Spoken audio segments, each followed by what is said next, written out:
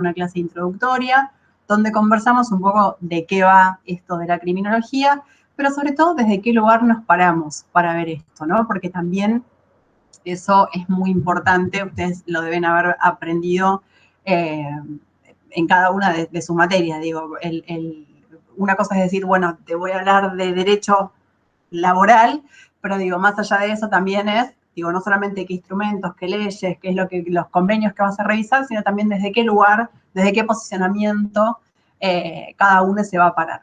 Entonces esto también fue para nosotros importante en esa primera clase. Tuvimos algunas cositas más introductorias en relación a la metodología que vamos a utilizar y demás, pero seguramente con Dani vieron en la clase pasada un poco más exhaustivamente esta idea de la dialéctica y cómo vamos a empezar a revisar todo en términos materialistas, pensando en el materialismo histórico, digo, pensando en los contextos, pero también haciendo uso de esta idea de la dialéctica, pensando en el diálogo entre las distintas etapas, que si bien para graficarla, si se quiere, usamos esta idea de la línea de tiempo, se ve como segmento, como bloque y demás. Recuerden que la idea no es pensar el tiempo en términos lineales, en términos evolucionistas, sino estar pensando constantemente en el diálogo entre los distintos periodos y las distintas etapas. ¿Les quedó alguna duda de algo de lo que vinimos conversando y demás? ¿O más o menos estamos como con un piso común para poder arrancar con el tema de la clase de hoy? Yo veo algunos que dicen como sí, como no hay dudas, pero por las dudas dejamos ahí unos minutitos. ¿No? ¿Estamos bien? Estamos más o menos con un lenguaje común para poder avanzar. Bueno, les contábamos, o si no, se los cuento yo ahora, que nuestra idea es empezar a hablar de pensamientos criminológicos, de la historia de los pensamientos criminológicos, más o menos a partir del año 1100 hasta nuestra parte. Sí, creo que lo conversamos porque una de las preguntas, de hecho, habían sido ¿por qué empezar en esa época y por qué no empezar en el 1500, 1600, digamos, época de la escuela clásica, del iluminismo, que es como bastante más habitual encarar a veces la criminología desde ese lugar, como muchos otros pensamientos. Bueno, también la sociología, ¿no? Quienes hayan cursado sociología del derecho tal vez también empiezan a ver todo lo que sucede en ese periodo y no lo que sucedió antes. Entonces ya habíamos conversado acerca de esto y algo que me parece importante antes de meternos de lleno en lo que tiene que ver con la Inquisición, que es lo que vamos a comenzar a ver hoy. ¿Se acuerdan la estructura más o menos cómo venía de este primer periodo, o esta primera etapa y estos periodos que abarcan? Esta primera etapa del capitalismo originario, capitalismo comercial, ¿sí? ¿Tienen más o menos en mente o repasamos también eso? Como para ubicarnos.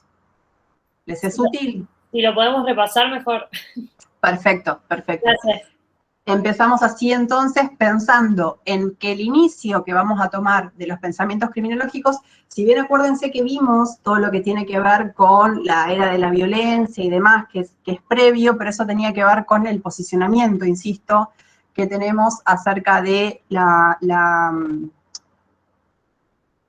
iba a decir la naturaleza de los seres humanos, y después me acordé que venimos de una reunión con alguien en la que justamente discutimos esta idea de la naturaleza en términos de esencia de las personas. Pero lo que quiero decir es que de alguna manera nos corremos de ese lugar común de las personas somos violentas por naturaleza, ¿no? O sea, vamos a discutir incluso después la idea de naturaleza como si fuera algo esencialista, algo que puede verse, que puede evaluarse, pero digo, a priori nos corremos de esa idea de la violencia. Les decía entonces que vamos a empezar a ver esta primera etapa del capitalismo, el capitalismo originario, el capitalismo comercial, el capitalismo de acumulación. Todas estas palabras, digamos, son palabras que parecen diferentes, pero que de alguna manera son como esas palabras guías que nos dan cuenta más o menos de la tónica, del humor, de lo que más o menos marca en términos capitalistas, en términos materiales, cómo va a ser esa primera etapa, ¿sí? Acuérdense, aparte, piensen que esto va del 1100 al 1900 más o menos, o sea, de mínima que nos resuene, no sé, algunas cosas que hayamos visto en el colegio o en otros lugares en relación a la expansión que pretende hacer Europa en ese momento, sí, 1492, Colón y demás, digo, todo eso con la idea del capitalismo originario de acumulación comercial seguramente nos va a resonar, es la época de los mercaderes, entre otras cosas.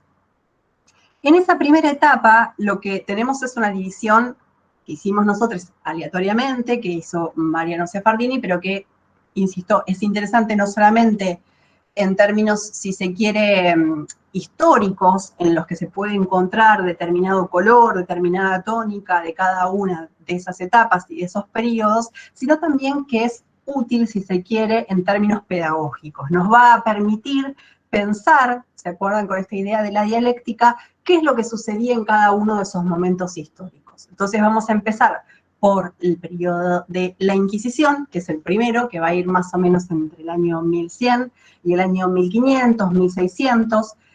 Acá una aclaración, porque no sé si todos mis compañeros de cátedra van a empezar en el año 1100, hay quienes van a empezar en el año 1300, y esto obedece también a las distintas lecturas, formaciones y trayectorias que cada uno ha tenido. Yo empiezo en el año 1100 y me baso en lo que tiene que ver con la experiencia, obviamente continental, europea, pero en particular de lo que hoy son algunos países, en ese momento no tenían los mismos nombres, pero digo, de lo que hoy conocemos como Francia, Alemania, de Gran Bretaña, ¿sí? Es más o menos lo que vamos a estar conversando y por eso es que yo comienzo en el 1100 y no capaz en el 1300, como pueden esbozar otros compañeros o como pueden encontrar en algún libro que incluso empiece a pensar la criminología ya desde este momento. Entonces les decía, 1100 más o menos al 1500, 1600, este primer momento que vamos a denominar Inquisición. El segundo periodo, que es el que le sigue, o sea, el que va a negar, ¿sí? Porque la Inquisición es el momento afirmativo, el que le sigue, el que niega el momento negativo o la antítesis, va a ser el iluminismo, acompañado, sí, de la escuela clásica. Y el tercero de los periodos, que va a ir más o menos entre el 1800 y el 1900, van a ver cómo se empiezan a cortar estos momentos históricos, va a ser el del positivismo, donde va a suceder la negación de la negación, o sea, la negación del que pasó anteriormente, pero a su vez va a ser síntesis de esos dos momentos, ¿sí? Van a tener una tónica, un color particular que vamos a advertir en esa síntesis y que tiene, por supuesto, mucho que ver con la denominación que va a tener esta primera etapa en particular de capitalismo originario o capitalismo comercial, entre otros. Hasta ahí más o menos tenemos un esquema en mente. Bueno, igual ustedes tienen ahí la ayudita de los PDF que compartimos y demás. Hoy nos vamos a centrar entonces, les adelantaba, en lo que tiene que ver con la Inquisición. Creo que ustedes con Dani vieron algo acerca de las ordalías, las pruebas de Dios, lo que sucedió con los pueblos bárbaros y demás.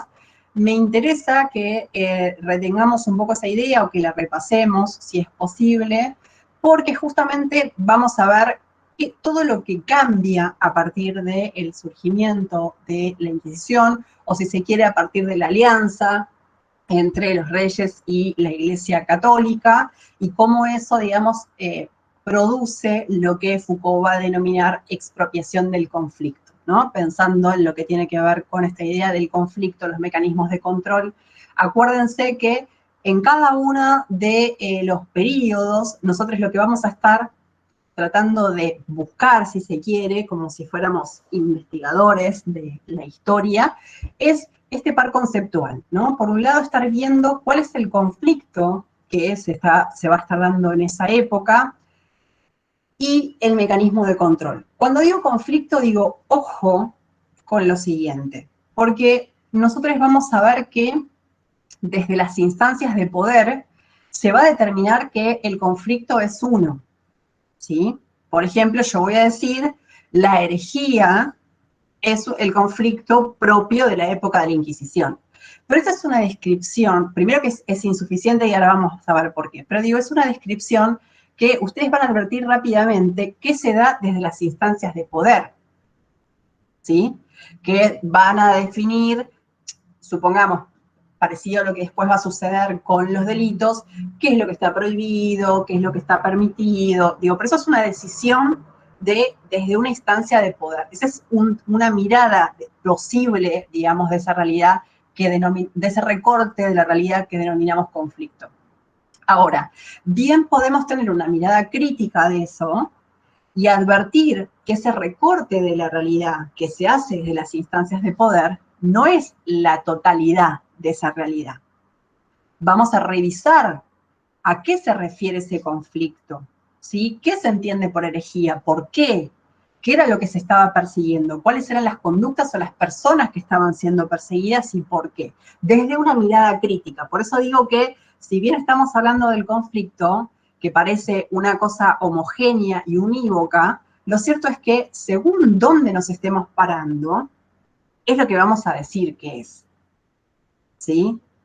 Decir que el conflicto de la época de la Inquisición es la herejía está mal, no, no está mal, pero es una mirada parcial y es una mirada poco compleja, que es un poco lo que propiciamos acá, o sea, desde pararnos desde un lugar crítico y tener una mirada lo más compleja posible que abarque la mayor cantidad de elementos, ¿sí? De tanto de la época como de las cuestiones que rodeaban a ese par conceptual conflicto-control. ¿Vamos hasta ahí? ¿Dudas, consultas, ejemplos que se les ocurran? ¿Algo que quieran comentar? ¿No? ¿Estamos? Bien. Entonces, les decía que vamos a tratar de identificar, entonces, ahora que vamos a empezar a hablar de Inquisición, al conflicto y el mecanismo de control que le corresponde a ese conflicto. Y que le corresponde también es entre comillas, porque también vamos a ver justamente de qué se trata ese mecanismo de control y también vamos a tratar de hacerlo desde una mirada crítica, ¿no? De desmenuzar un poco cómo era esa herramienta de control, porque esta idea de control del conflicto, y hago así pensando en un corset, en algo que de alguna manera controla, condiciona, coacciona, comprime ese conflicto, ¿sí? Que es muy distinto, creo que lo habíamos conversado en relación a algún texto de Binder, de esta idea de gestión de la conflictividad, que es una idea que aparece como más moderna, porque hoy en día para nosotros es más común verlo a partir de distintas herramientas como, no sé, la mediación, la justicia restaurativa y demás, pero que lo cierto es que tiene sus raíces en prácticas bastante más antiguas que esta época de la Inquisición, y acá es donde me importa también que retomemos esta idea de los pueblos bárbaros y esta idea de la composición a partir de, o sea, cómo resolvían justamente sus conflictos a partir de la composición. Y también, por supuesto, podemos traer a colación todo lo que tiene que ver con las costumbres de los pueblos originarios, distintos lugares del mundo, pero bueno, los que más conocemos, por supuesto, son los de lo que hoy es América Latina, donde también, digamos, esta idea de gestionar la conflictividad era sumamente importante, más que imponer un mecanismo de control, ¿sí? Cuando estoy pensando en mecanismo de control, digo, ya vamos a verlo con la Inquisición, pero si pudiéramos, para que nos hagamos la idea en la cabeza, de denominar un mecanismo de control por excelencia, estaríamos hablando de la cárcel, ¿sí? Es algo que controla, que encorseta, pero que de ningún modo va a ir a las causas profundas de esa conflictividad, ¿sí? No va a llevar a una gestión esa conflictividad, sino que simplemente va a intentar controlarla, ¿sí? A partir de un paradigma bien claro que es el paradigma del orden, ¿no? Donde todo conflicto es visto como algo negativo, como algo que hay que controlar para devolver de alguna manera ese orden a la sociedad, ¿no? Como si fuera posible. Aparte, estamos hablando de una idea de orden que es como la paz de los cementerios, por decirlo de alguna manera, ¿no? Que es algo bastante poco asimilable a lo que puede ser una vida en sociedad, que es eminentemente conflictiva por lo diversos que podemos ser las personas a lo largo de nuestra vida.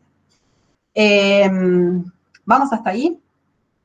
¿Qué podemos repasar o retomar de lo que vieron con Dani la vez pasada en relación a esta idea de otros mecanismos distintos de resolución de los conflictos y demás? Así hacemos como el antes y el después y ya nos metemos de lleno en la idea de la Inquisición.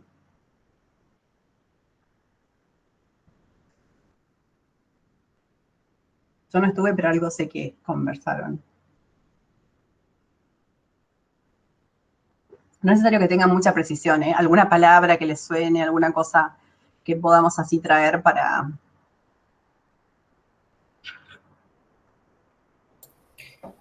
Una de las cosas que había mencionado es que en esta época el delito deja de ser contra la víctima y pasa a ser contra el Estado o contra un ser supremo o superior.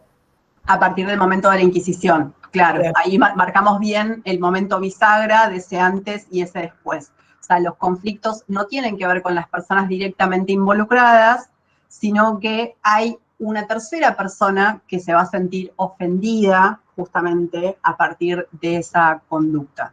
Entonces, porque lo que sucedía antes es que las personas tenían conflictos como los podemos tener nosotros ahora con, no sé, familiares, vecinos, con quien sea, y no había una tercera persona que estaba decidiendo, primero que no había una tercera persona que estaba decidiendo sobre eso, por empezar. O sea, los conflictos se resolvían entre los directamente involucrados. Eso es un aspecto central, ¿sí? No hay un juez, no hay un tercero, una tercera que está definiendo esa situación. El pueblo participaba de la gestión, digamos, no solamente las partes estaban absolutamente involucradas en la gestión de su conflictividad, sino que también el pueblo era parte de eso.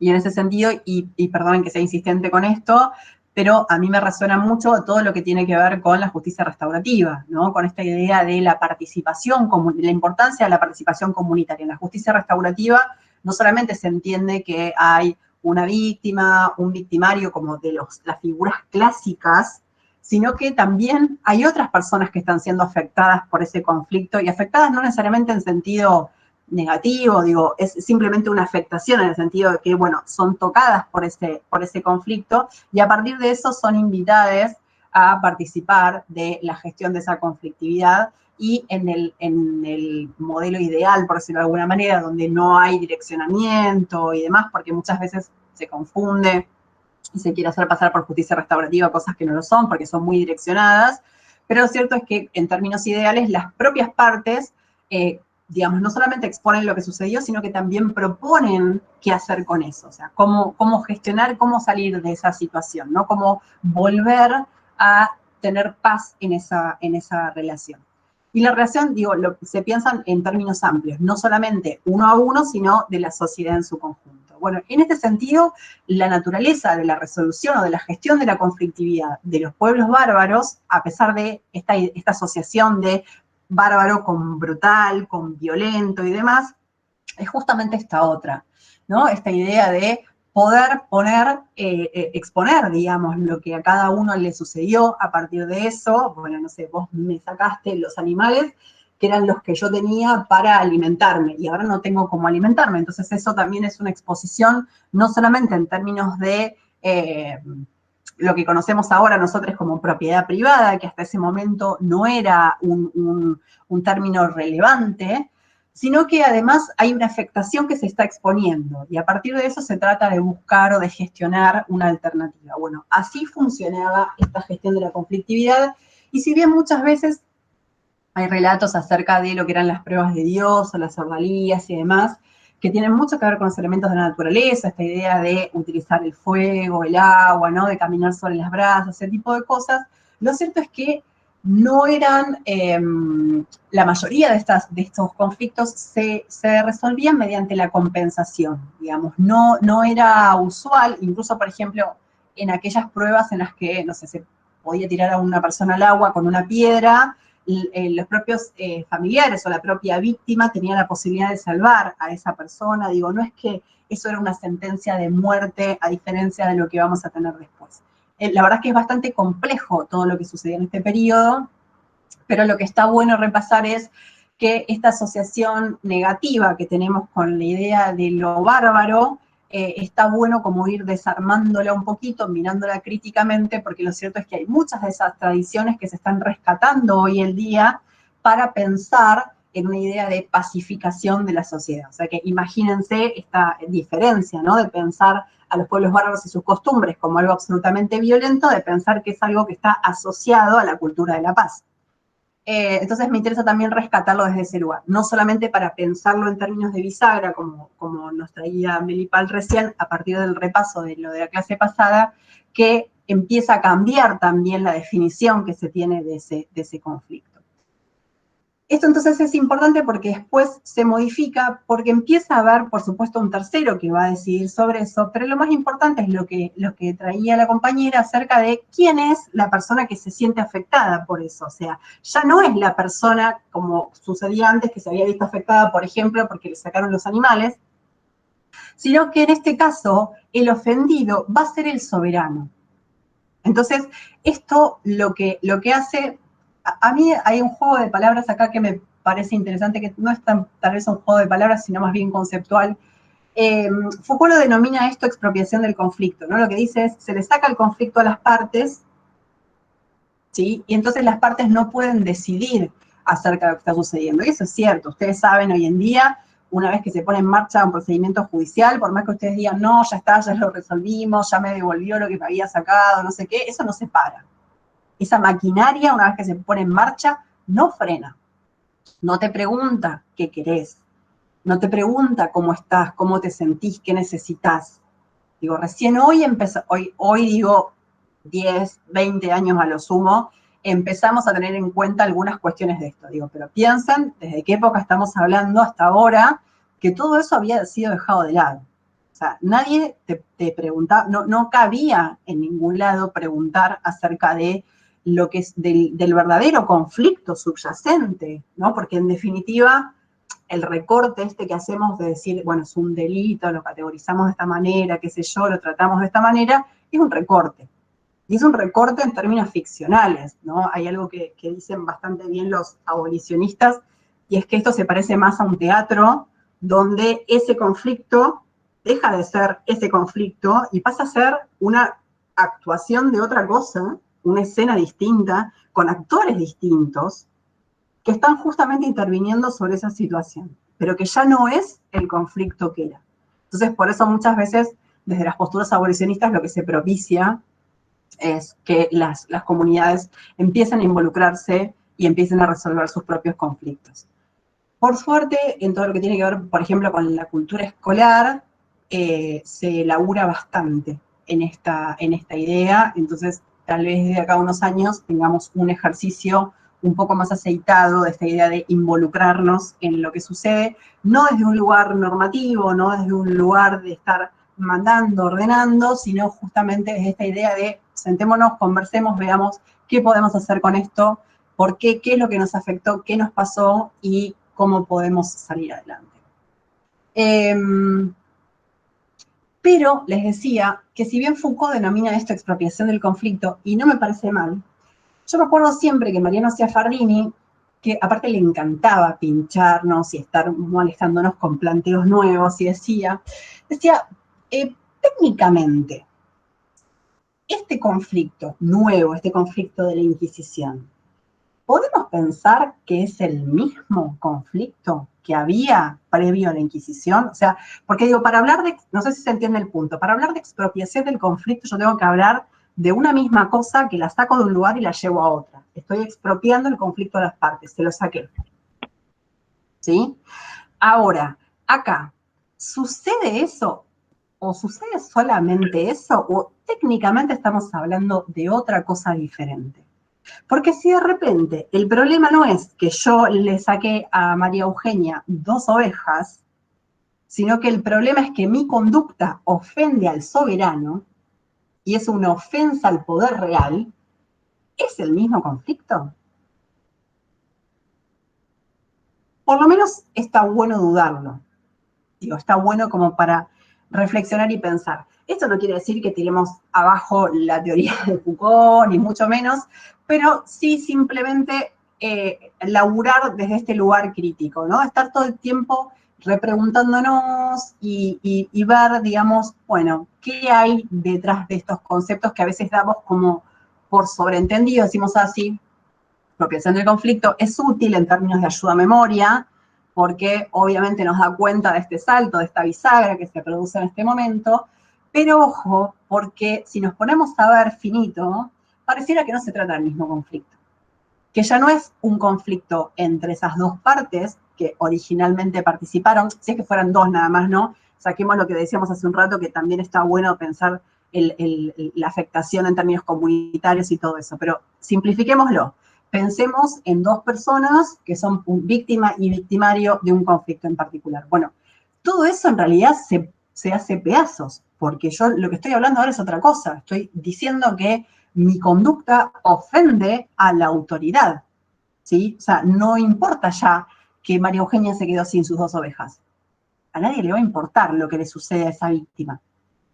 Lo que va a importar es que yo, con mi conducta, desafié la autoridad, desafié ese orden que se estaba imponiendo, ¿sí? Y a partir de ahí, entonces, es que se viene esa maquinaria estatal que va a implicar, por supuesto, esta idea de el conflicto no te pertenece, que por eso me parece muy útil, digo, y por eso no sacaría tampoco esta idea de Foucault, es vos ya no vas a decidir acerca de tu conflicto, las reglas son estas, va a haber una tercera persona. En ese momento aparece el procurador del rey, que es el representante, ¿sí? Que por supuesto es una figura muy similar a lo que hoy conocemos como el procurador, porque en definitiva está representando los intereses del soberano, que el soberano en ese momento era el rey, y hoy entendemos soberanía más ligada a la idea de pueblo, entonces por eso es que podemos decir, bueno, fiscales, fiscalas, hoy están representando a la sociedad, pero lo que está claro es que no están representando de ninguna manera a la víctima en ese caso. O sea, la víctima es la que queda absolutamente dejada de lado. Y lo que empieza a ser un componente importante en este caso, y digo, y no voy acá solamente a definir el conflicto, sino a pensar un poco en el contexto histórico, es que empieza a ser importante el término o la cuestión, si se quiere, de la propiedad privada, que hasta ese momento no lo era. Esta idea de, o sea, piensen que estamos en plena época feudal, ¿sí? Donde había un contrato feudal, un señor feudal que tenía determinadas tierras, generaba determinada protección a partir de las murallas y demás, y un montón de personas que trabajaban en la tierra, que, digamos, en esa época la economía era más bien agropastoril, y de subsistencia, digo, no estaba esta idea de la acumulación, ni mucho menos, se cosechaba y se consumía, y en todo caso si sobraba mucho porque era una cosecha muy buena y demás, se hacía capaz una fiesta o algo por el estilo, pero no había una idea de acumulación. Y por otro lado, en este contrato, digamos, no había más que eso, no había nadie que se estuviera preguntando acerca de la propiedad, ¿no? Bueno, nada, yo vivo acá hace un montón con mi familia, no sé qué, estas son mis herramientas. Digo, no había una idea de la propiedad privada. En ese momento, y acá hay un capítulo muy interesante del Capital, de Marx, que cuenta y relata muy específicamente y muy bien cómo se da esto en Gran Bretaña, donde cuenta cómo empiezan de a poco a acercarse, por ejemplo, los espacios de uso común. Hasta ese momento era muy común que las personas fueran a los bosques a buscar madera, digamos, para hacer fuego o a cazar animales, ese tipo de cosas, y estos espacios se empiezan a acercar justamente para hacer cotos de caza, ¿no? Esta idea también de esta sociedad estratificada donde empieza a haber muchos privilegios, esta idea de la imposición de la propiedad privada y esta falta que empiezan a sentir las personas de la posibilidad de subsistencia, ¿no? Porque en definitiva eso era algo central, no era algo recreativo, como sí lo era en términos del coto de caza, esto era algo en términos estrictamente de subsistencia. Y también había otros espacios que iba a decir que no eran estrictamente de subsistencia, pero después de todo lo que hemos vivido con la pandemia y la importancia que le damos a la convivencia social y a los encuentros y todo eso, estoy pensando que también los lugares de encuentros son también espacios de subsistencia, si se quiere, para las personas, aunque tal vez no tenga que ver con comer o con poder conseguir leña, pero sí, por supuesto, para poder recrear sus tradiciones, para poder encontrarse, para poder hacer todas las cosas que se hacían en ese momento en esos encuentros comunitarios. Entonces también es muy interesante que pensemos cómo se empieza a gestar este concepto de la propiedad privada, porque va a ser central, no solamente en ese momento, sino a partir de ahí en adelante, ¿no? Tenemos una Europa que si se quiere, en Europa Central era más bien agropastoril, y solamente en algunos espacios, si se quiere, más al norte y más al sur, había una incipiente actividad comercial, ¿no? Lo que, por ejemplo, en el sur, lo que tiene que ver con las ciudades de Génova, Venecia y demás, ya eran ciudades, incluso para esa época, ciudades comerciales y demás, pero eran pocas. La mayoría de Europa era agropastoril, entonces se manejaba en estos términos que yo les estaba contando. Con lo cual, este tipo de acercamiento de los espacios afecta de manera muy importante a lo que sucedía en ese momento y va a ser motivo de conflicto. De hecho,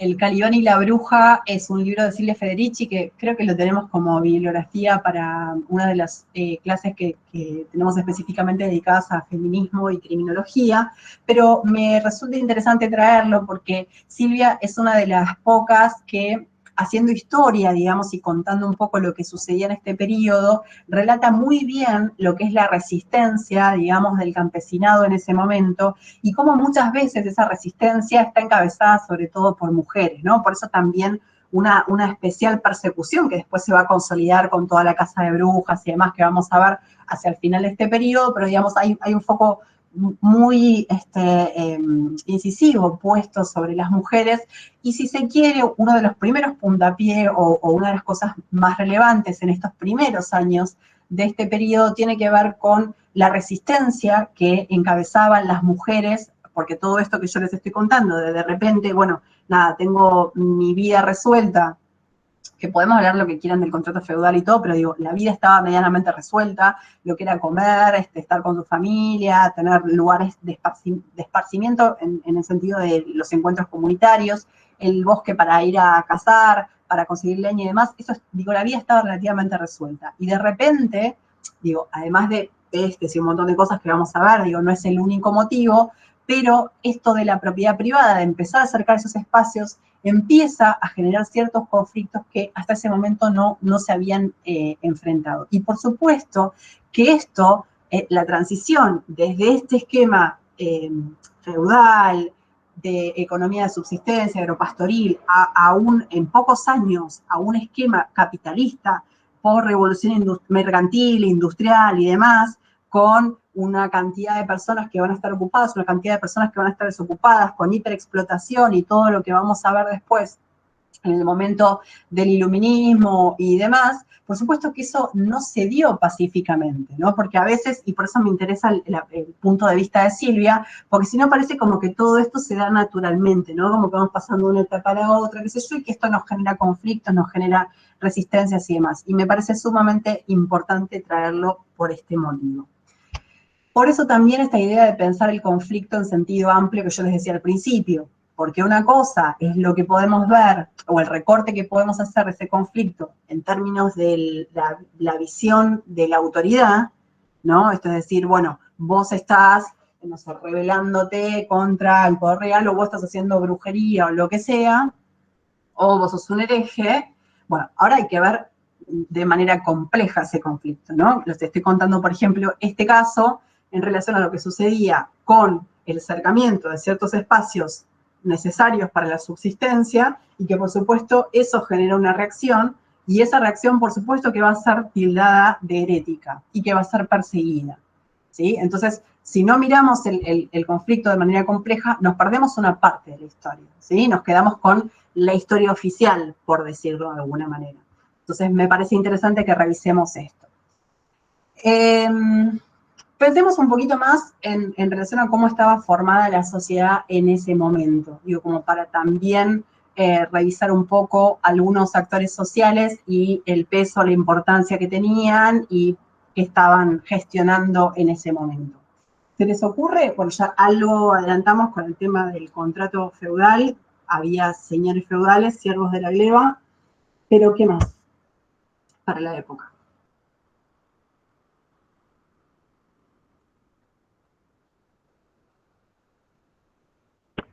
Profe, ¿podría repetir la pregunta que se cortó? A mí se me cortó justo.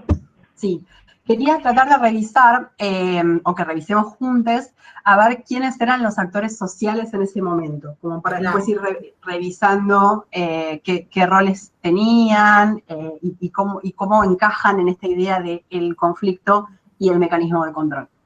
¿No es la iglesia, la nobleza? Claro. La iglesia, exactamente. De la iglesia, abro un paréntesis, como para complejizar también la mirada. Digo, decimos la iglesia y damos por sentado como que todos entendemos lo mismo y demás.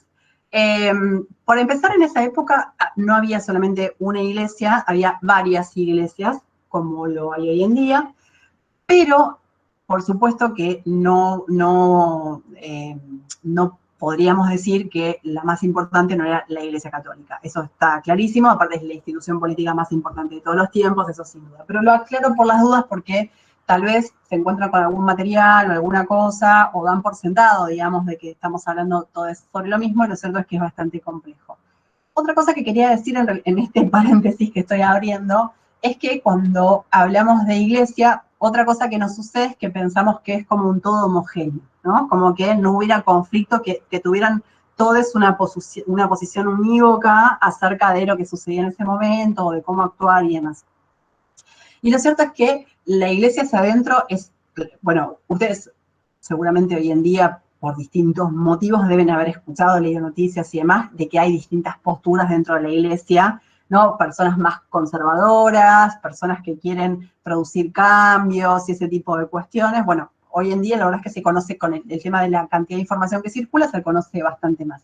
En ese momento no se conocía tanto, pero si ustedes van a buscar los documentos de la iglesia, hay un compilado que se hace, que se llama Magisterio de la Iglesia, uno de los compilados más conocidos lo hace un autor que se llama Denzinger, y es bastante interesante porque ustedes ahí, por ejemplo, pueden ver todos los documentos de la Iglesia desde el inicio de la institución, de la Iglesia como institución hasta nuestros días. Entonces ahí van a ver cartas de los obispos, bulas papales, concilios, absolutamente todo. Entonces ahí también se puede ir rastreando un poco de esa idea de, bueno, la Iglesia no es un homogéneo. Hacia adentro de la iglesia también hay muchos conflictos y muchas posturas diferentes. En este caso, por ejemplo, había una disputa muy grande entre los conciliaristas y los papistas, ¿sí? Aquellas personas que querían seguir solo lo que se resolvía en los concilios, que era como una especie de asamblea, por decirlo de alguna manera, o aquellas personas que eran papistas y decían, solo vamos a hacer lo que diga el Papa, y no importa lo que se decida, digamos, en este contexto de los concilios. Pero después vamos a ver también que en este concepto de la herejía, muchas de las órdenes religiosas que formaban parte de la iglesia van a empezar a ser perseguidas. Por ejemplo, por profesar la idea de la pobreza de Cristo, ¿no? En un momento de plena acumulación, pensemos en esta etapa del capitalismo, donde la iglesia es uno de los actores políticos más importantes, asociado, por supuesto, con los reyes, van a estar acumulando mucho en monetario, ¿sí? Y en tierras y demás. Ahora vamos a ver de qué manera.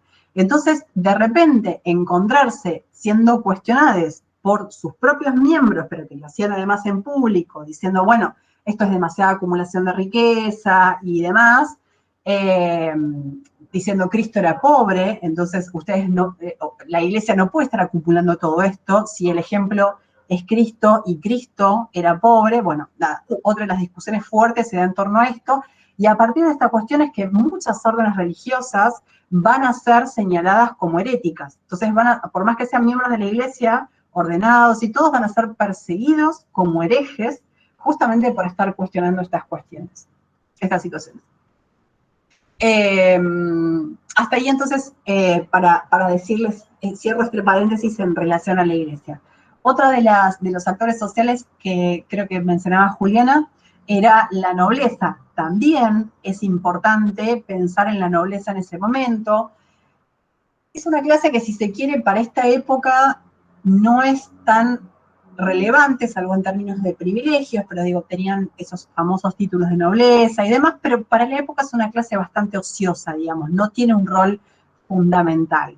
Sí está bueno tener en cuenta a la nobleza en relación a la transición que se va a dar con el iluminismo y a cómo se van a ubicar después en la época del iluminismo. Y acá presten atención y hagan una nota mental, digamos, para el futuro, para cuando estemos revisando textos como el de Beccaria, ¿no? Que Beccaria era un marqués, digo, Beccaria en realidad no se llama Beccaria, se llama Cesare Bonesana, pero es el marqués de Beccaria, o sea, su título de nobleza es el marqués de Beccaria.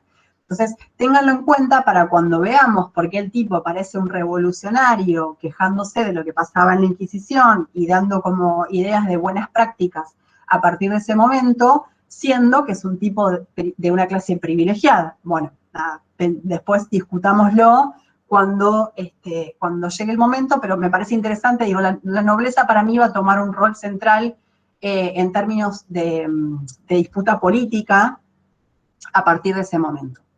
Y por supuesto con lo que va a suceder con la división de funciones del poder del Estado y demás, con un Estado burocrático, un Estado nacional ya funcionando, que es algo que todavía en esta época de la Inquisición no estamos viendo. O sea, los estados nacionales se van a consolidar hacia el final de este periodo, si todavía no estamos teniendo esta lógica de los estados nacionales, sino que son simplemente algunos reinos que empiezan a disputar poder, que por supuesto quieren ampliar territorio, quieren ampliar poder hacia afuera y también consolidar hacia adentro. Esto va a ser importante. Hay algo en torno a la idea de la identidad nacional que es central acá, porque ustedes piensen que para nosotros hoy en día es como bastante común, ¿no? Decir, bueno, yo soy argentina y entonces, no sé, mis símbolos que representan a la patria son estos, bueno, ciertas características de la cultura de la Argentina, qué sé yo, tenemos una idea de ser nacional, que por supuesto podemos discutir, deconstruir y demás, pero bueno, nada, nos resuena bastante. O sea, todo esto en esta época estaba por construirse. Piensen que eran personas como pequeños reyes que tenían sus reinos y que querían, o sea, hay algo que no sé si lo dice Anitúa o lo tengo de otro libro, pero hay algo que siempre me quedó como frase, que es, nadie había archivado los sueños imperiales que habían heredado de la Roma antigua. O sea, cada uno de esos reyes quería ser emperador. Entonces, por eso también esta idea de ir ampliando, ir disputando territorio. Pasa que en algún momento lo que sucede es que hay como una especie de empate de soberanías. O sea, en un momento yo me encuentro con otro rey que va a estar midiendo fuerzas conmigo y que ninguno de los dos va a poder prevalecer sobre el otro. Entonces, ahí clavamos límite entre lo que después va a ser un Estado nacional y otro. Y ahí también se nos viene todo un desafío de afianzar poder hacia adentro, porque hasta ese momento eran un montón de personas que estaban viviendo, digamos, su vida, que podían hablar distintos idiomas, que no tenían unificación de moneda, que no tenían unificación de creencias, nada, digo, era como un territorio libre, y que de repente va a ser sometido a una cantidad de condiciones.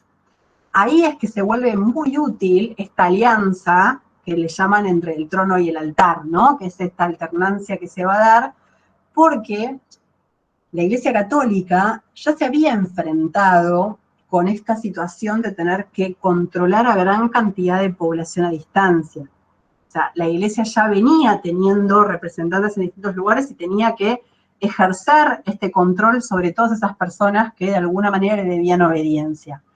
Pero el resto de la población no estaba acostumbrada a eso. O sea, una vez que salimos de la época de la esclavitud, donde las personas estaban agarradas con grilletes y demás, digo, que eso tenías control a partir de la sujeción, fuera de eso, digo, se había pulverizado la capacidad de control de parte de una autoridad.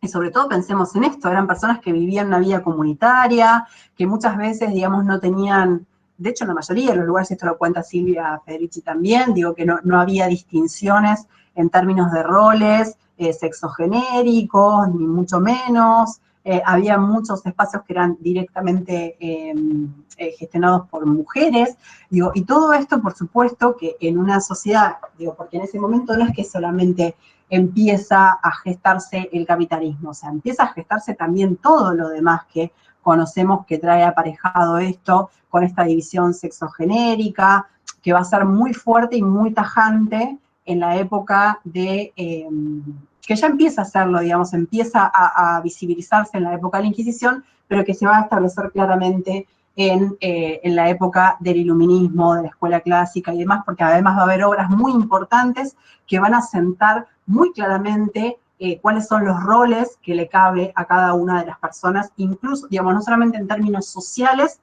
sino hacia adentro de la familia, ¿no? El rol del padre, el rol de las niñas, el rol de las mujeres y demás.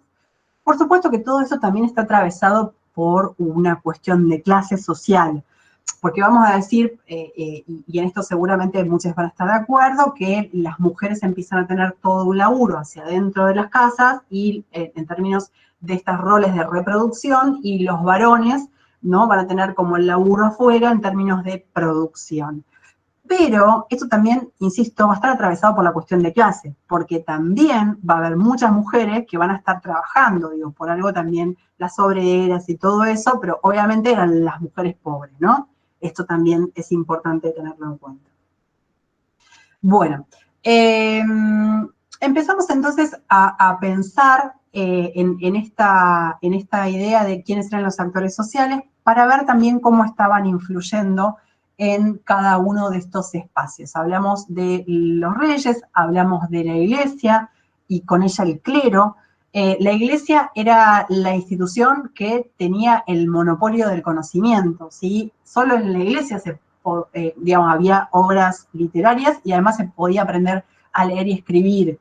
Entonces, el clero, por supuesto, era el que estaba capacitado en esto, pero además los hijos de los nobles, que eran los privilegiados, eran quienes iban a estudiar estos espacios, ¿no? Ahí en las hojas de ruta que les pasamos hay algunas recomendaciones de libros, pelis y demás, pero bueno, por decir algunas, El nombre de la rosa o La pasión de Juana de Arco y demás, son obras súper interesantes que trabajan este tema. Y esto es interesante porque el clero, ¿sí? O sea, los miembros de la Iglesia Católica, como eran los únicos que sabían leer y escribir, en un momento de fuerte formación de los estados nacionales, empiezan a ocupar lugares muy privilegiados, porque eran los que podían llevar una contabilidad, ¿sí? Que podían ir a un barco y llevar a cabo una expedición. O sea, cuando empieza toda esta idea de afianzamiento del capitalismo y de las burocracias estatales, quienes tenían conocimiento, por supuesto, empezaban a ocupar el lugares en cada uno de esos distintos espacios estratégicos. Entonces, por supuesto que la iglesia se expande muchísimo en ese momento. Y después dijimos que estaban los que formaban parte de este contrato feudal, que a partir de las crisis de las pestes y de todo esto que tiene que ver con la propiedad privada que elaborábamos al principio, va a empezar de alguna manera a verse modificado. Camila levantó la mano. Sí, profe, no, que quería agregar que justamente todo esto del conocimiento que tenía el clero es también, si se quiere decir, un tipo de control. Foucault, creo que, no me acuerdo en qué libro era, decía como que el poder es conocimiento. Entonces, cuanto más conocimiento tenían, más poder iban a tener, y se los seguía las ideas que ellos decían, etc. Nada, me parecía que era importante relacionarlo. Obvio, re. El libro al que te referís capaz que es La verdad y las formas jurídicas, no me acuerdo exactamente si es eso, porque ahí habla de los instrumentos de saber poder de cada una de las épocas. ¿No? ¿Cómo? El de las conferencias. El de las conferencias, sí, exactamente. Si no lo leyeron en ninguna otra materia, y qué sé yo, es un libro cortito y es súper recomendable, porque hace un recorrido parecido al nuestro, pero bueno, en términos Foucaultianos, por supuesto, y pensando también en esta idea de los instrumentos de saber poder que se utilizan en cada uno de los momentos históricos. O sea que gracias, Cami, por el recordatorio y mandamos ahí recomendación. Bien, hasta ahí entonces tenemos un poquito delineado el conflicto, ahora lo vamos a terminar de ver, pero tenemos bastante pensado todo el contexto histórico y nos falta ver, por supuesto, bastante lo que tiene que ver con el mecanismo de control. ¿Dudas, consultas, comentarios? ¿Hasta ahí? ¿Vamos bien? Profe, me quedó una duda del principio cuando habíamos dicho que el ofendido es el soberano. Sí. En lo que es el proceso, Sí. que bueno, está el procurador que representa al soberano. Sí. No me quedó bien en claro cuál es ese fin del proceso. O sea, hay que es un castigo económico, una compensación económica, tan solo una humillación, una confesión que es lo que se busca. Ahora cuando veamos mecanismo de control lo vemos ampliamente. Y acá otra vez, pensando en fines del proceso, me sonó finalidad de la pena, y me parece interesante verlos de ese lugar, digo, pero también ahí hagamos este doble ejercicio de ver qué es lo que se piensa desde la autoridad, que podría ser el fin de ese proceso o el fin de esa pena, ¿sí? Y qué es lo que se ve desde la otra cara, digamos, de la moneda, pensando en términos de proceso. Digo, desde una mirada crítica, ¿qué podemos decir acerca de cómo era llevado ese proceso y cuál era su finalidad? O sea que ahora hagamos este ejercicio complejo cuando pasemos a eso. Nos metemos un cachito más con la definición del conflicto, así cerramos esta parte y ya pasamos al mecanismo de control. ¿Les parece? En términos de conflicto, entonces, una de las primeras pistas que podemos dar es el conflicto de la época es la herejía, ¿sí? En ese caso, digamos, tenemos ahí ya una palabra bastante amplia, bastante importante, que nos da cuenta de qué se trata esto. Yo les decía que la Iglesia ya se había enfrentado con esta situación de tener que controlar a gran cantidad de población a distancia, y este mecanismo de la Inquisición ya era utilizado por la Iglesia Católica. Entonces, acá también ya había una pista acerca de cuál era esa definición que después vamos a encontrar en la herejía. Aunque es poco preciso, como somos de abogacía, me parece interesante recurrir a una especie de comparación en esta idea de que la herejía puede ser pensado como un tipo penal abierto, ¿no? Pero piénsalo de manera como bien burda, o sea, una descripción que en realidad no es una descripción acabada, sino que todo el tiempo puede estar siendo llenada con otras definiciones, entonces va mutando todo el tiempo. Pero piensen además que en esta época no había nada de esto por escrito, digamos, la codificación no había llegado todavía, o sea, sí, había libros, por supuesto, que estaban escritos a mano, pero no había una codificación de lo que tenía que ver con las leyes y demás, que sí después va a venir muy fuertemente en la época de la Ilustración, con la escuela clásica y demás. En este momento había documentos de la Iglesia, igual la mayor parte de la población no sabía ni leer ni escribir, con lo cual tampoco tenía demasiado sentido si esto hubiera sido así. Digo, pensando en esta idea de que las leyes, digo, para que se conozca algo, vos tenés que más o menos conocerlo. Bueno, acá nadie, en términos escritos, podía acceder a esa información. Sí, por supuesto, lo que se hacía era, a partir de la Iglesia, que tenía representantes en todos lados y que empieza a ser además como hegemónica en ese momento, empezar a bajar línea de qué es lo que está prohibido, qué es lo que está permitido y demás. Pero insisto con esto de que esto era mutable, o sea, todo el tiempo podía cambiar. Hoy podía estar prohibido una cosa, mañana se le podía sumar otra que hasta ese momento no estaba. Les di hace un rato un ejemplo en relación a personas que formaban parte de la Iglesia Católica que predicaban que Cristo era pobre, que digo, en general, al menos en las películas, ponele, digo, aunque no se acercaran nunca a la Iglesia Católica, les debe resonar esta idea de un Jesús despojado de cosas, ¿no? No viviendo en un mega castillo con posesiones y demás. Y sin embargo, esto empieza a ser discutido y disputado en un momento, y a partir de eso, entonces, lo que se dice es, bueno, vos estás diciendo que Jesús o los apóstoles no tenían nada, ni siquiera en común, bueno, está yendo en contra de la Biblia, que es el documento que sostiene la fe de la Iglesia Católica, entonces sos un hereje. Y lo mismo sucedía con otras personas que disputaban poder. Por eso digo que la definición de herejía es compleja, porque según de dónde la mires, es de qué vas a estar hablando. Digo, desde una mirada crítica podemos decir que en realidad es justamente una disputa al poder real, ¿sí? Un querer subvertir el orden, pero no un orden que ya venía impuesto hace un montón, un orden que intenta imponerse en ese momento. Acuérdense lo que decíamos recién de esta idea de consolidar las identidades nacionales.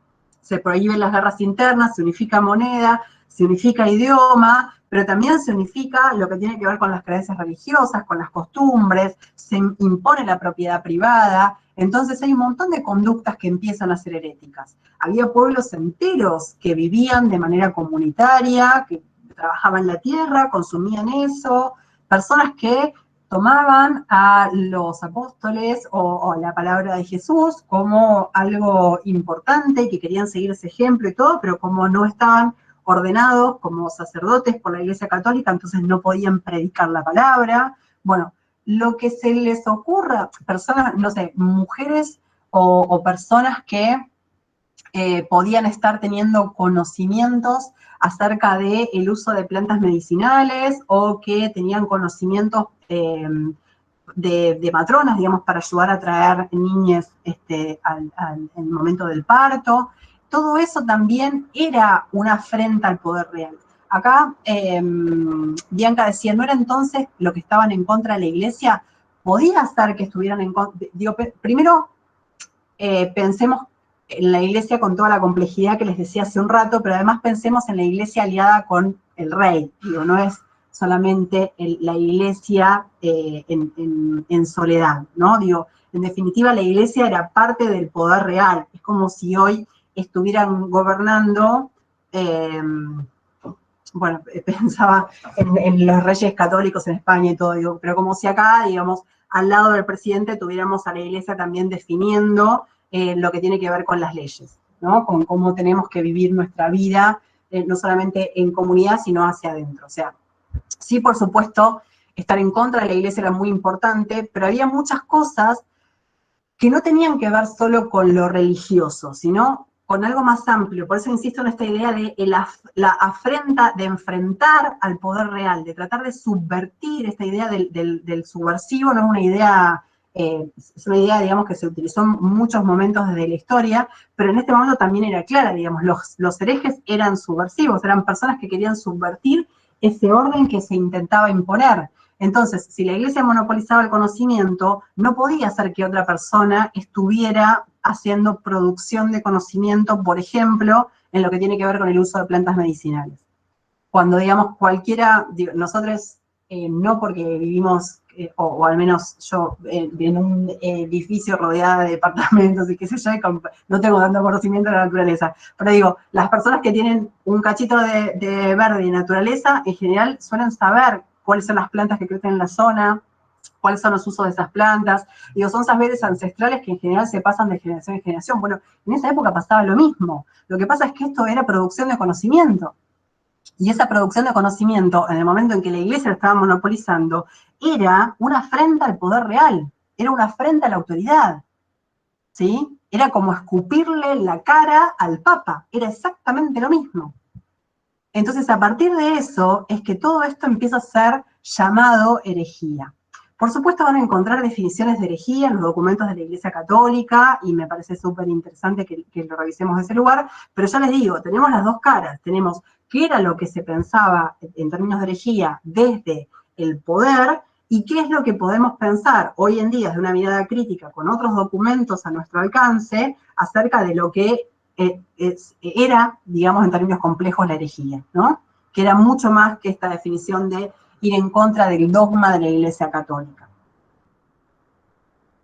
Hasta ahí vamos con el conflicto más o menos. ¿Alguna duda, consulta?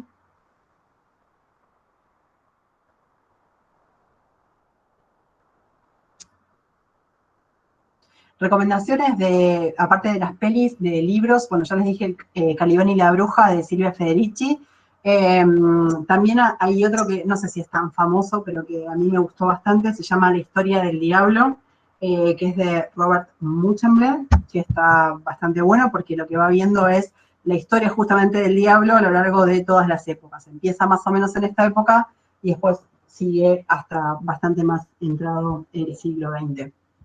Y acá es importante porque la Iglesia hace mucho uso de la figura del diablo, que hasta ese momento la representación del mal era bastante diversa y no era algo a lo que se le temiera, ni mucho menos, pero en este momento se acrecienta y se le da específicamente unas cualidades a la figura del diablo que son muy útiles justamente para provocar temor, y además son muy útiles desde, si se quiere, lo instrumental, para poder decir, bueno, como vos estás llevando a cabo esta conducta es porque vos tenés el diablo adentro. Y como ese diablo empieza, digamos, a tomar algunas características muy, muy claras, que es que tiene esta posibilidad de meterse adentro del cuerpo de las personas, ¿sí? Entonces, primero que todo empieza a verse en blanco y negro.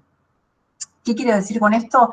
No hay matices, no hay grises, o estás con la Iglesia o estás en contra de la Iglesia, o estás con nosotros o tenés tratos con el diablo. Suena bastante conocido esto, ¿no? No sé si les resuena de alguna otra época. ¿Carla? No, yo como me adelanté un montón en cuestión de qué época, porque me hizo acordar un poco bueno, a la actualidad, que también esto de, bueno, la grieta, ellos, nosotros, bueno, mucho a eso también. Absolutamente. O estás a favor o estás en contra. Y esto lo decimos siempre, pero para mí no está trillado. O sea, cuando vemos series, películas y demás, sobre todo las que son producciones estadounidenses, vemos muy claro esto.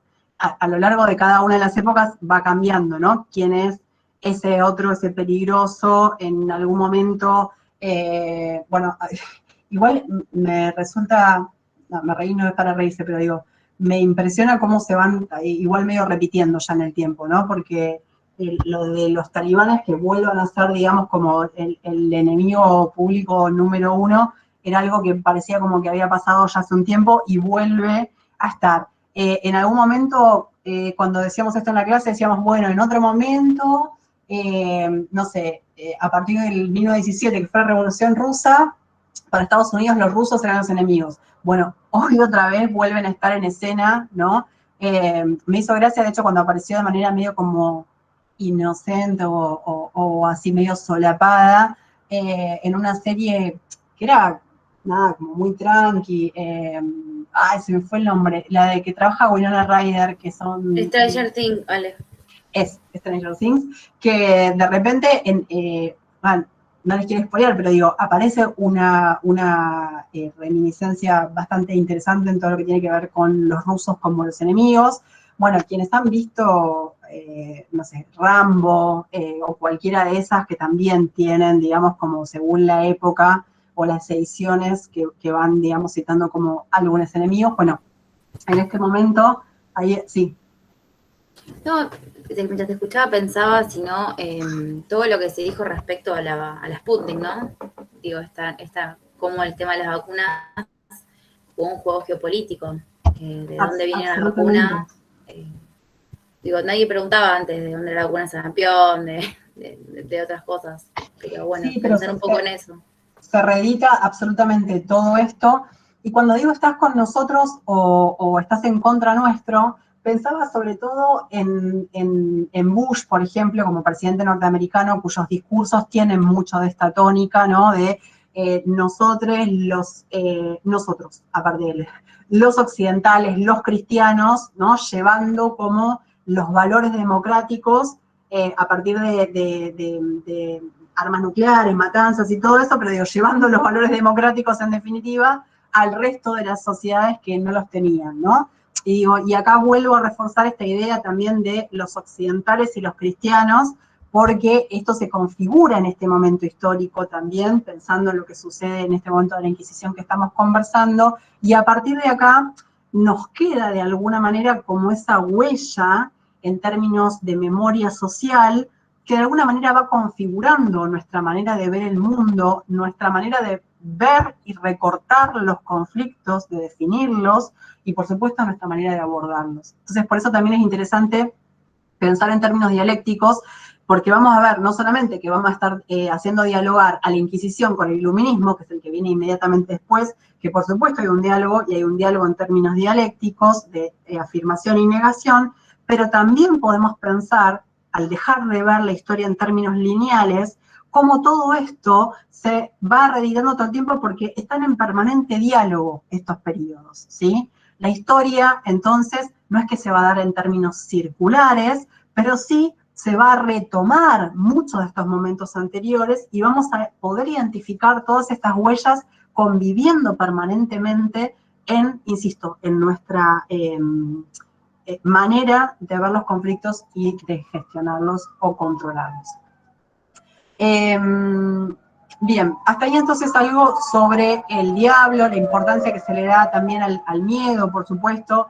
Insisto con esto de dominar a gran cantidad de población a distancia, el miedo era un factor central, fundamental. Sin eso, en ese momento y en muchos otros momentos que se ha hecho uso del miedo o del terror, más específicamente, digamos, para dominar a gran cantidad de población, no hubiera sido posible implantar, digamos, todas estas nuevas burocracias, este sistema capitalista que en definitiva despojó a las personas de sus herramientas de subsistencia. Digo, al final de este periodo, esas personas que tenían resuelta su vida, que cosechaban su tierra, que tenían herramientas de trabajo, que no se preguntaban, digamos, por la propiedad de la tierra y que sus familias vivieron ahí siempre y sus hijas iban a vivir ahí siempre, de repente son expulsadas de esos lugares y tienen que ir a esos nuevos burgos que se van a ir formando, que es lo que vamos a analizar en el periodo que viene, a morirse de hambre, de enfermedades, a no tener, digamos, si conseguían trabajo, a trabajar en unas condiciones absolutamente terribles, digamos, que les daban unas vidas miserables. Digo, todo esto, por supuesto que no se va a dar de manera pacífica. Vamos hasta ahí más o menos con conflicto, así pasamos ya al mecanismo de control y nos alcanza más o menos la clase. Dudas, consultas, preguntas, comentarios, sugerencias, series, libros, pelis. ¿No? Bueno, estoy hablando mucho y ustedes no están hablando nada. Esto no está funcionando, porque en la primera clase hablaron un montón, la clase pasada me parece que también, o sea, hay algo que no está funcionando y no descubro qué es. Si es que estoy hablando un montón, si es que están dormidas, si en realidad pusieron ahí como unos videitos de... Bueno, o sea, es un embolio, vaya a saber. Ojalá que no. Yo no estoy hablando mucho porque hablé mucho la clase pasada y me da cosa con mis compañeros. Para compensar. Bueno, nada, no, eso, solamente testear que se estén sintiendo cómodos y que sea algo que no se entiende que lo digan, o sea algo que no están de acuerdo, o que quieren aportar, o lo que sea. No, me parece que está, si bien son los primeros temas, todavía ustedes no tienen tantas lecturas y qué sé yo, o sea, es esperable que tal vez no haya tanta interacción, pero bueno, que sientan la comodidad de que este vuelta está abierto, ¿no? Todo el tiempo. Ahí Agostina levantó la mano. Sí, profe, yo tengo un comentario para seguir con esto del eje del tema del miedo y el temor. Uh-huh. También lo que me parece importante remarcar, digamos, siguiendo, ¿no? El eje de todo lo que estuvimos hablando, es el hecho de que la iglesia también en ese tiempo pedía un tributo, digamos, o sea, era como la entrada al paraíso, digamos, ¿no? Para que después de muertos las personas crean que tenían asegurados el ingreso pagando un tributo a la iglesia. Esto de generarles el miedo de vos no contribuís con nosotros, no vas a ingresar al paraíso, se te va a ir al infierno. Siguiendo con la línea de que hablábamos de esto, ¿no? Del miedo y del bien y del mal y cómo separarlo. Sí, o sea, es re importante lo que decís y me hizo acordar de varias cosas. Esta idea de el cielo y el infierno que empiezan a jugar como muy fuerte, ¿no? En este mundo que se empieza a ver en blanco y negro. Y de hecho, uno de los pueblos que desaparece en este momento por haber sido perseguido y demás es el pueblo cátaro, que lo que creían los cátaros es que el infierno estaba en la tierra y que ellos tenían que tratar de vivir de la mejor manera en que cada una de las reencarnaciones iban de alguna manera a llegar al cielo. Entonces, si el infierno es la propia tierra, no hay amenaza posible con eso, con lo cual esa creencia, además que no se adecuaba a los cánones de la Iglesia Católica, por supuesto que hizo que terminaran, entre otras cosas, entre otras cuestiones, porque también vivían en un lugar muy rico de Francia, rico en términos de lo que era la tierra, vivían al sur de Francia, entonces en una cruzada los mataron a todos. Y sí, es absolutamente importante. Y el tema del pago de las oblaciones, o sea, de las oblaciones y además los pagos, tiene un nombre, ahora se me fue la cabeza, pero eran como que también pagaban como por un perdón, ¿no? Como por una cosa así, se me fue el nombre. Pero bueno, tenían las donaciones que hacían, los pagos de estos perdones divinos, digamos, que les hacían poder ir al cielo, y con eso además la iglesia iba acumulando en monetario. Es el momento además de la revisión de las cruzadas, con lo cual también ahí en alianza con algunos señores, indulgencia, exactamente, en alianza con algunos señores feudales, van a hacerse de un montón de tierras. Digo, el sur de Francia, que estaba todo poblado en ese momento, queda absolutamente vacío, y por supuesto quienes participaron de la conquista empiezan a quedarse con tierras, un poco parecido a lo que hemos visto acá con la llamada campaña del desierto, ¿no? Esta idea de, bueno, vayan, limpien todo de indio, porque en realidad es un desierto y esas personas, esas no son personas, sino que son animales, y quienes participan de esto, o financiando, o poniendo el cuerpo, lo que sea, pueden empezar a quedarse con terrenos de ese lugar. Bueno, de la misma manera, es la misma tónica, digamos, que las conquistas. Que las llamadas campañas, sí, acá campaña, allá conquista. Bien, buenísimo el aporte, Aus. Y otra cosa que hacía que la iglesia acumulaba en monetario, que spoileé un poco, pero la verdad es que no importa, porque ya sabemos cómo termina esta historia, es que una vez que la persona era sometida a la ejecución de la pena, sus bienes le eran expropiados. Entonces también esta era otra manera, digo, no solamente te mataban, sino que se quedaban con todo lo tuyo. O sea, a partir de ahí también es que se seguía acumulando en monetario. Les decía que se spoileó al final de la historia, pero bueno, ya más o menos sabemos cómo viene, entonces tampoco es que estoy quemando una peli. En relación a lo que preguntaba Juliana sobre cómo era el proceso y demás, bueno, se inicia por distintos motivos. Puede ser, por ejemplo, una delación secreta, o sea, que alguien secretamente dijera que vos habías cometido brujería, y a partir de ahí se iniciaba el proceso. También podía ser porque surgiera a partir de una confesión, porque la autoridad te encontrara, o porque encontrara en alguna situación, por ejemplo, no sé, hablando de la palabra de Cristo cuando no eras sacerdote, o que estuvieras, no sé, fueras un señor feudal y tuvieras judíos trabajando en tu administración, que en ese momento, digamos, justamente una de las prohibiciones es que los judíos estén trabajando ahí. Entonces, si tenías eso y te negabas a expulsarlos de tu tierra, entonces a vos también eras considerado hereje, y a partir de que se conocía eso, empezaba el proceso. Entonces, había como varias formas distintas de iniciar el proceso.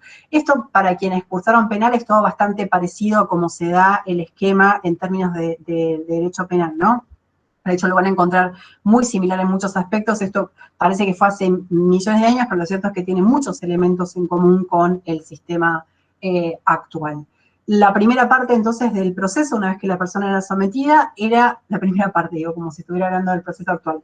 Todo el proceso en ese momento era escrito, ¿sí? De la misma manera que hoy lo es todavía el proceso penal en términos federales, porque ustedes saben que hay un nuevo código, pero que no está implementado en todos los territorios. Entonces, aún tenemos esta lógica de la primera parte escrita, ¿no? Con esta cultura del expediente y demás. En ese momento, digo, de ahí sale el término de, vieron que es un sistema que se llama mixto. Bueno, la idea de que esto es inquisitivo, de que la primera parte es inquisitiva, viene justamente de este momento histórico, donde justamente se sientan las bases, se afirma todo en este momento y quedan dadas las características de cómo va a ser el proceso en términos penales. Entonces, lo que se hace es llevar a cabo un proceso por escrito, cuando, insisto, la mayor parte de la gente no sabía ni leer ni escribir. Por supuesto, no había nada relacionado a lo que tenía que ver con el derecho de defensa, ni mucho menos, eso lo vamos a conocer después, con el iluminismo, ¿sí? Con toda la crítica que se va a hacer a este momento del proceso y demás. En este momento no. Se le decía a la persona de que se la estaba acusando, a veces no, pero se le interrogaba. Digamos, lo importante en este caso era el interrogatorio, porque lo que se quería conseguir era la confesión, ¿sí? La confesión era, y es, la madre de todas las pruebas. O sea, tenés una confesión, listo, suficiente. Por supuesto que esto se lograba mediante un interrogatorio bajo tortura, ¿no? Y, digo, en este sentido no tenían ningún prurito en decir, bueno, no importa que lo dijo bajo tortura, confesó. Entonces, con una confesión ya directamente pasabas a la fase de ejecución de la pena.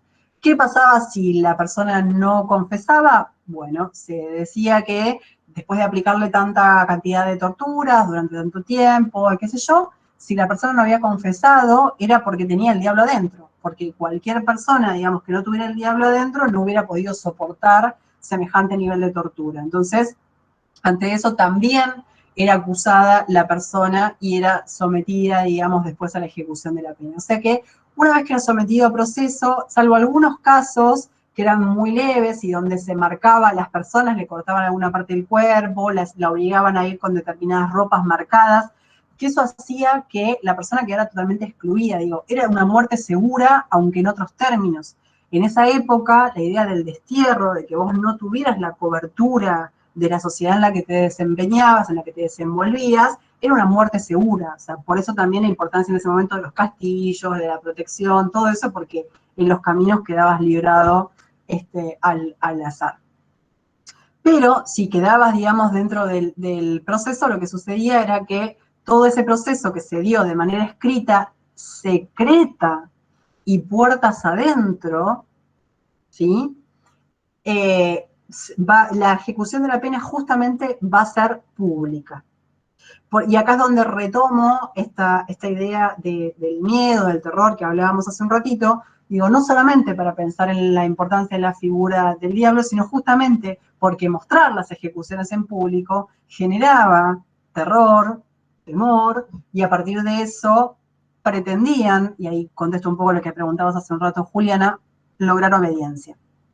Digo, si hay una idea de finalidad de la pena que querramos analizar, acá no se trataba de algo más bien retributivo, sino, si se quiere, de una prevención general negativa, ¿sí? Hace rato que no veo teoría de la pena, pero creo estar orientada en este sentido. Digo, estamos pensando en algo que dé un mensaje general y en términos negativos, o sea, que tengan tanto miedo que se inhiban de cometer conductas similares. Cualquier persona, además, que no hubiera denunciado a otra, que es acusada de hereje, también, por supuesto, era considerada hereje porque la estaban encubriendo, y en definitiva, bueno, nada, era sometida a proceso, y como les dije hace un rato, además de esa ejecución en público, que provocaba la muerte de la persona y terror en la población en su conjunto, lo que sucedía es que se expropiaban los bienes. Entonces, desde este lugar, digamos, el proceso tenía varias finalidades.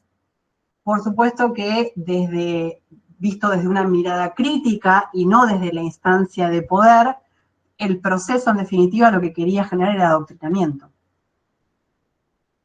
Sí. Perdón, Ale, un comentario chiquito. No, si leyeron Vigilar y Castigar, pueden identificar bastante esto cuando habla del suplicio de Damiens, esta persona que es torturada en la puerta de la iglesia en París.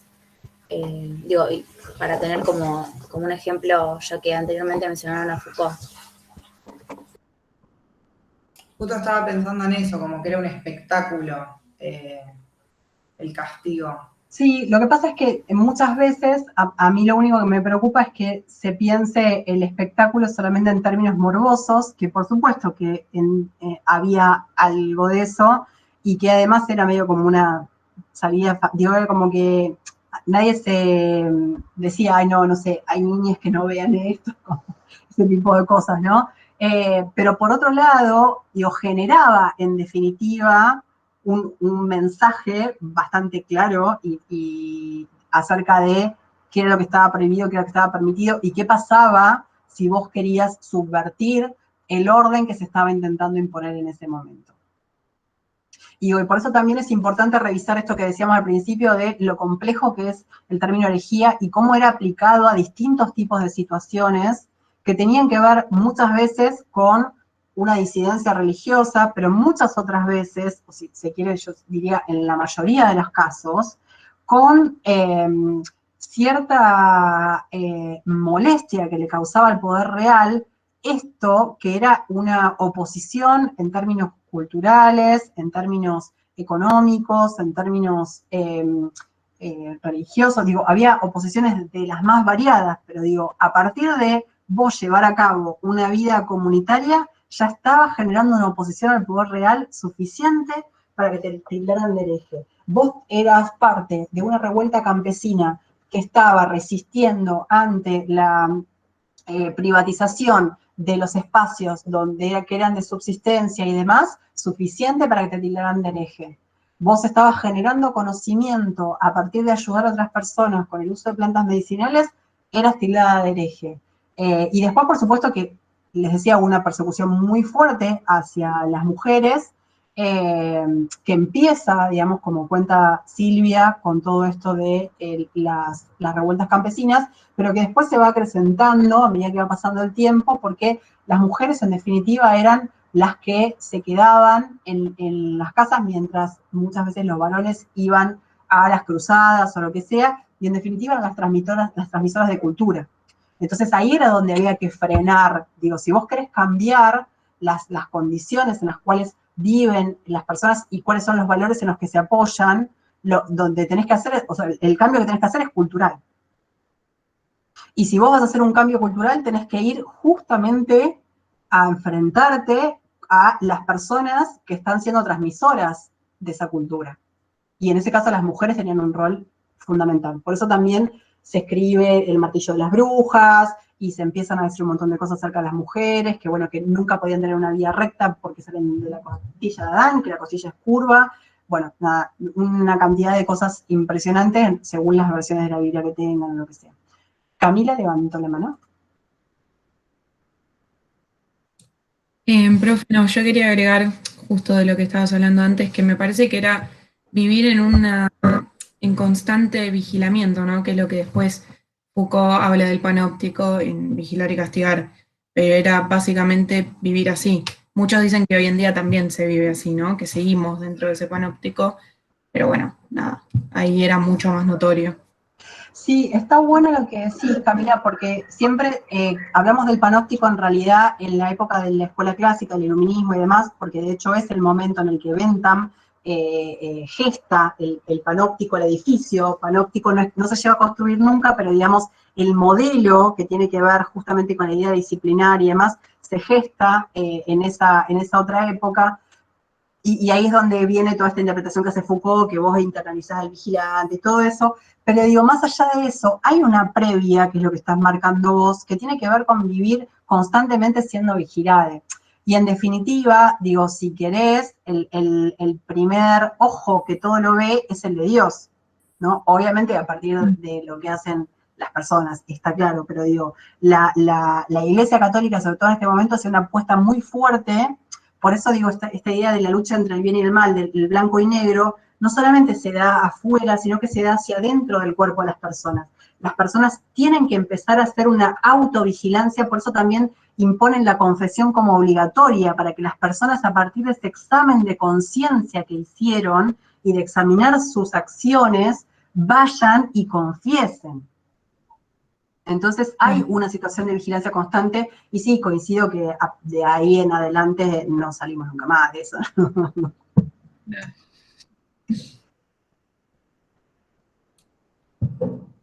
Bueno, estamos, y 27 estamos muy bien de tiempo, ¿eh? O sea que si quieren hacer alguna preguntita, algún comentario. Quejas también se reciben. Profe, entonces, al no haber una codificación en la Inquisición, el que definía el conflicto era la Iglesia y los reyes, ¿o no? Tal cual, por eso también pensar esta idea de, bueno, ¿quién dice que es conflicto? O sea, bueno, la autoridad dice, pero lo que pasa es que si vos ese mismo conflicto lo mirás desde un lugar crítico, desde otra posición social, lo que vas a ver es otra cosa. Entonces también es interesante. Sorry que no te doy una respuesta fácil, pero es así de complejo todo.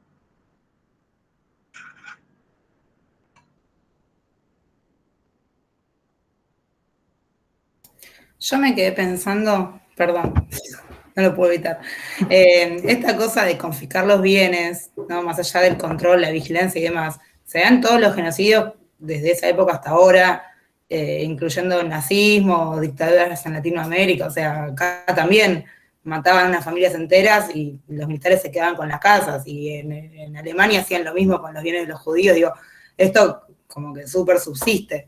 Digo, subsiste en términos de que si llega a haber otro, van a hacer lo mismo. Ojalá que no, pero... Es como, parece, digamos, como, porque es esto, cuando vos pensás solamente, no sé, el nazismo lo pensás solo, lo estudiás y qué sé yo, como que no ves a veces las cuestiones comunes que tiene con otras cuestiones. ¿Y por qué, de alguna manera, y esto vuelvo a algo que decía hace un rato, pero que me parece interesante para dejarlo como mensaje de la clase, pensando en esta idea de la dialéctica, porque hay cosas que parece que se repiten. Obviamente que no son exactamente iguales, porque no, o sea, no podés comparar lo que pasó en la Inquisición exactamente como si fuera lo mismo que pasó en el nazismo, pero podemos encontrar muchas cuestiones comunes, digo, no solamente de esa experiencia, sino de cuáles eran sus pretensiones, de lo que marcó, de cómo lo vieron otras personas, de cómo lo vivieron, todo eso que tiene que ver con la definición del conflicto, con el mecanismo de control que se quiere imponer ante ese conflicto y demás, son cosas que de alguna manera nos van dejando huella. En este momento histórico, esto lo dice Anitúa muy bien, lo que se empieza a delimitar a partir de esta idea de la creación de los estados nacionales es quiénes somos nosotros, pero sobre todo quién es el otro y quién es ese otro peligroso, que en cada época va a ir cambiando, pero en definitiva es una matriz que ya nos queda. Entonces, si hubiera algo así como una especie de conciencia social a lo largo de la historia que va acumulando todo esto, en definitiva podemos ver todas estas huellas y darnos cuenta por qué hoy en día seguimos actuando de la misma manera, no exactamente igual, insisto, no es circular la historia, pero con muchas de estas marcas que nos deja esta época de historia. Es como, de alguna manera, si nos fueran chipeando la cabeza de alguna manera particular, la cabeza social me refiero, no la tuya, la mía, digo, en definitiva la de todos, y cómo vemos los conflictos, cómo los recortamos y cómo los abordamos, ¿no? Entonces sí, me parece súper interesante poder ver esto de los elementos comunes de distintos momentos, porque esto no es azaroso.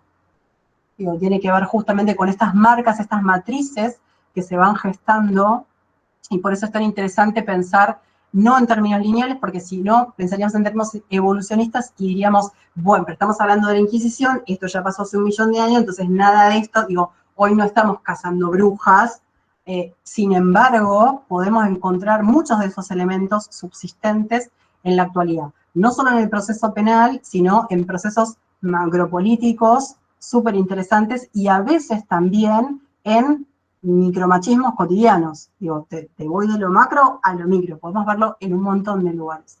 Entonces, me parece que está buenísimo lo que traes porque nos hace reflexionar sobre esto, sobre este ida y vuelta dialéctico.